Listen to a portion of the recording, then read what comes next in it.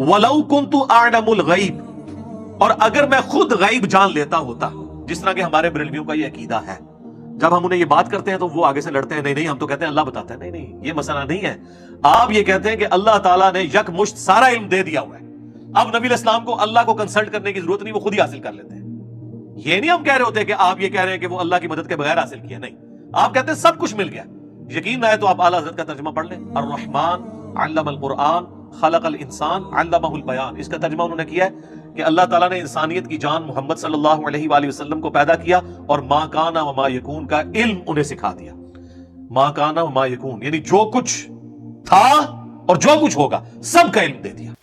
علم غیب کی نفی میں سورۃ الاعراف کی آیت نمبر 188 کو پڑھ کر مرزا صاحب ایک تو غلط تشریح کر رہے ہیں اور ساتھ میں کھلم کھلا سر عام جھوٹ بول رہے ہیں۔ اہل سنت و جماعت احناف پہ سر عام الزام تراشی اور جھوٹ بازی کر رہے ہیں۔ وہ اس لیے قرآن مجید میں تو اللہ رب العزت نے فرمایا لو کنت اعلم الغیب لاستکثرت من الخیر، اگر میں خود علم غیب جانتا ہوتا تو میں خیر کثیر جمع کر لیتا۔ تو بالکل اس میں تو کوئی کلام ہی نہیں ہے کہ خود بخود اللہ کے محبوب علیہ الصلوۃ والسلام علم غیب نہیں جانتے، آپ بے حساب جانتے ہیں اللہ کی عطا سے۔ اس پہ قرآن مجید کی آیات سنیں۔ اللہ رب العزت نے ارشاد فرمایا، سورہ آل عمران 179 نمبر ورس ہے، ما کان اللہ لیطلعکم علی الغیب ولکن اللہ یجتبی من رسلہ من یشاء۔ اللہ رب العزت تم عام لوگوں کو غیب پر مطلع نہیں کرتا، لیکن اپنے رسولوں میں سے جس کو چاہتا ہے چن لیتا ہے، اسے علم غیب عطا فرما دیتا ہے۔ دوسری آیت سورۃ الجن اور ورس نمبر ہے 26 اور 27، عالم الغیب فلا یظہر علی غیبہ احدا الا من ارتضی من رسول، کہ اللہ عالم الغیب ہے، وہ اپنا علم غیب کسی کو نہیں بتاتا، ظاہر نہیں کرتا، مگر اپنے رسولوں میں سے جس کو پسند کرتا ہے، جس پہ راضی ہوتا ہے، جس کو چاہتا ہے اسے علم غیب عطا فرماتا ہے۔ سورۃ التکویر 24 نمبر ورس فرمایا وما هو علی الغیب بضنین، اور یہ نبی غیب بتانے میں بخیل نہیں ہے۔ بخیل کون ہوتا ہے؟ جس کے پاس ہو اور وہ خرچ نہ کرے۔ اس کا مطلب غیب بتانے میں بخیل نہیں، اس کا مطلب غیب ہے بھی، اللہ کا عطا کردہ بھی ہے اور بتاتے بھی ہیں۔ سورہ آل عمران ورس نمبر 44، ذالک من انباء الغیب نوحیہ الیک، یہ غیب کی خبریں ہیں جو اے میرے محبوب ہم آپ پہ وحی کرتے ہیں، ہم آپ کو عطا فرماتے ہیں۔ اب یہ جو اللہ فرما رہے ہیں آیات جو میں نے آپ کے سامنے پڑھی، اللہ فرماتا ہے میں اپنے رسولوں کو عطا فرماتا ہوں، اے محبوب آپ کو یہ ہم علم غیب عطا فرماتے ہیں۔ اب جب اللہ غیب عطا فرماتا ہے تو حضور کو علم بھی آ جاتا ہے۔ ظاہر ہے جب آپ کو خبر ملی، کسی کو کوئی خبر دی جائے تو اس کو علم آ جائے گا نا۔ تو اللہ کے محبوب علیہ الصلوۃ والسلام کو تو اللہ واضح طور پہ قرآن میں بیان فرما رہا ہے کہ میں نے اپنے محبوب کو علم غیب عطا فرمایا ہے۔ یہ قرآن کی آیات مرزا صاحب نے نہیں پڑھی علم غیب کے عنوان میں۔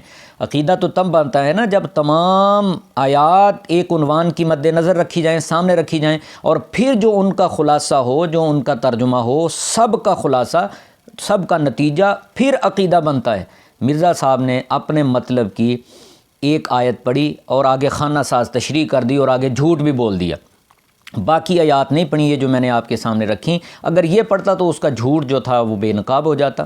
ہمارا تو الحمدللہ یہ عقیدہ ہے اہل سنت و جماعت کا کہ اللہ کے محبوب علیہ الصلوۃ والسلام کو اللہ نے یک بارگی نہیں، یہ مرزا صاحب جھوٹ بول رہے ہیں کہ یک بارگی دیا، کتنی غلط بیانی کر رہے ہیں۔ اور پھر آگے ہم تو یہ کہتے ہیں کہ جیسے جیسے قرآن کا نزول ہوتا رہا، حضور صلی اللہ علیہ وسلم کا علم بھی بڑھتا رہا، اس میں علم غیب بھی شامل بڑھتا رہا۔ جیسے قرآن کا نزول مکمل ہوا، حضور صلی اللہ علیہ وآلہ وسلم کو اللہ نے بے حساب علوم عطا فرما دیے، علوم اولین و آخرین، اس میں علم غیب بھی شامل ہے اور اس میں علم ما کان و ما یکون بھی شامل ہے۔ تو اب کتنا ہے حضور صلی اللہ علیہ وسلم کا علم؟ بے حساب ہے۔ ہمارے لحاظ سے وہ علم غیب کلی ہے، اللہ کے لحاظ سے علم غیب جزئی ہے۔ یعنی حضور صلی اللہ علیہ وسلم کا علم غیب کلی بھی ہے، جزئی بھی ہے. ہمارے عوام لوگوں کے لحاظ سے وہ علم غیب کلی ہے، اور اللہ رب العزت کے لحاظ سے وہ علم غیب جزئی ہے. ہمیں کوئی اس کا حساب نہیں ہے.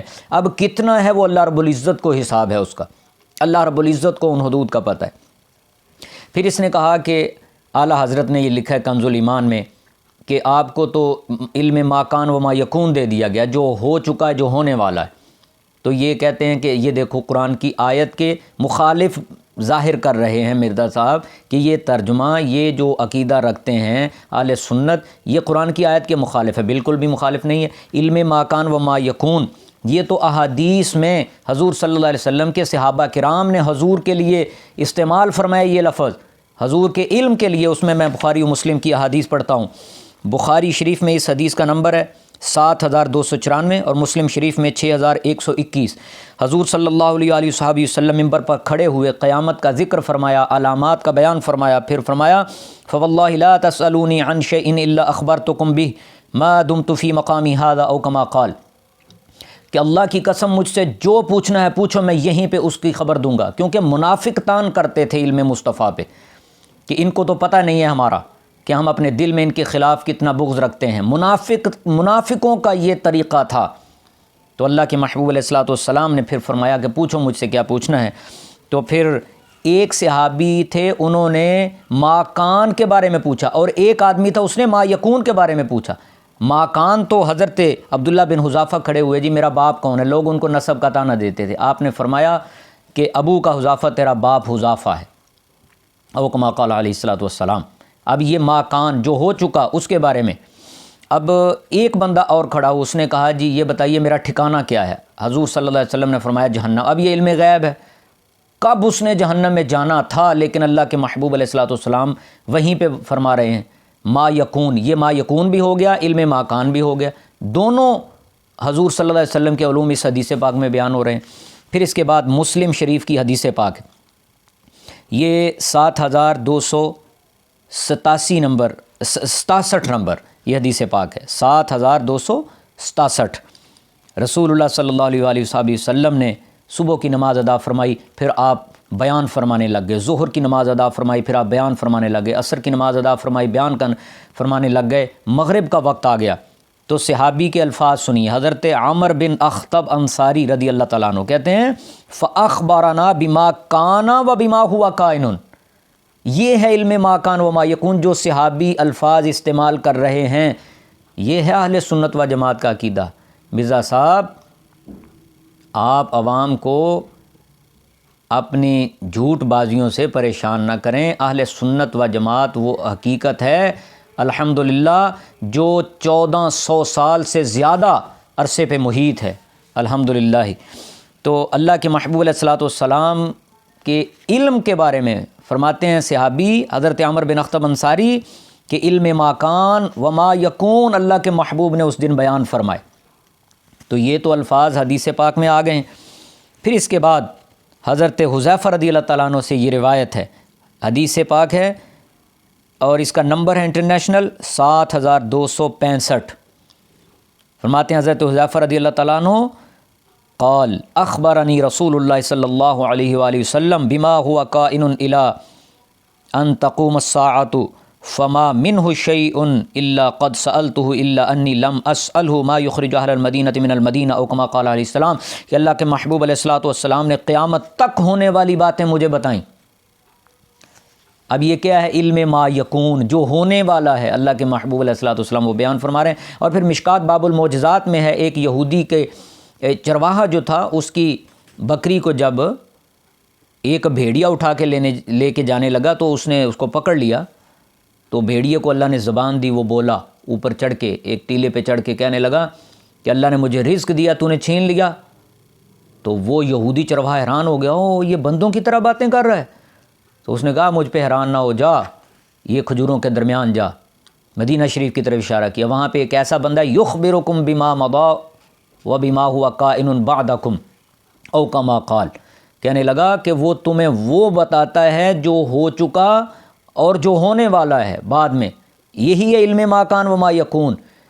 تو اس یہودی نے آ کے رسول اللہ صلی اللہ علیہ وسلم کو یہ بتایا کہ اس طرح بھیڑیے نے کہا ہے فصدقہ النبی صلی اللہ علیہ وآلہ وسلم، اللہ کے محبوب علیہ الصلوۃ والسلام نے اس کی تصدیق فرمائی، علم ما کان و ما یکون کی تصدیق فرمائی، اور یہودی مسلمان ہو گیا۔ وہ تو علم ما کان و ما یکون دیکھ کے مسلمان ہو رہا ہے، یہودی کو ایمان نصیب ہو گیا حضور صلی اللہ علیہ وسلم کے علم غیب کو سن کے۔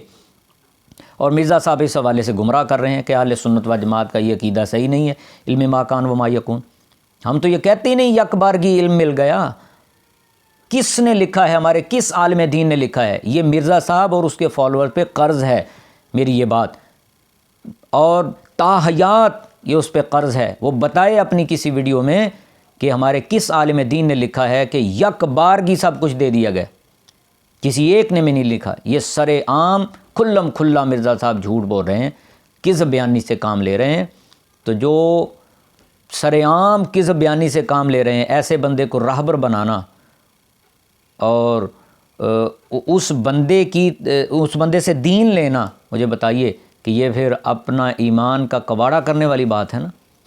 اللہ تعالیٰ اس کے فتنوں سے محفوظ فرمائے۔ مفتی صاحب کے چینل کو سبسکرائب کریں